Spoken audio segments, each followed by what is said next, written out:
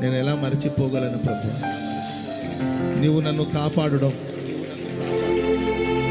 నీవు నన్ను సంరక్షించడం, నీవు నన్ను పోషించడం, నీవు నన్ను తృప్తిపరచడం, కను పాప వలె నన్ను కాపాడడం, నాకు అందించిన సహాయము, నీవు నడిపించిన మార్గము, నీవు చూపిన ప్రేమ నేను ఎలా మరచిపోగలను తండ్రి? నేను ఎలా మరచిపోగలను ప్రభు? ఒక్కసారి